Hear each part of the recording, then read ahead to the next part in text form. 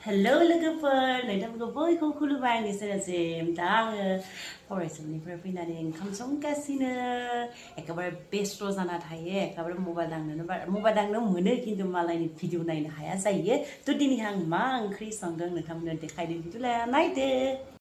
नै लोगोफोर आं दिनै संदों थास' बिथारि आरो ना खर' नै जेखाइजों ना होबाय आं ना खर'जों थास' बिथारिजोंहा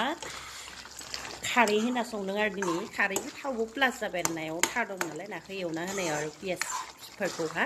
थ' फार्स्ट टाइम दिनै बिदि जाना नायनोसै आं इउटुबाव नुदोंमोन नालाय ओरैबायदि बिजि जायो लोगोफोर फरायसालिनिफ्राय फैनानै माने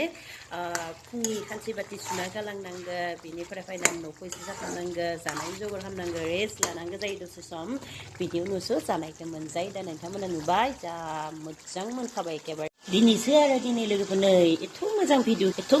खेबबाय नाथाय मा जानाय नायदो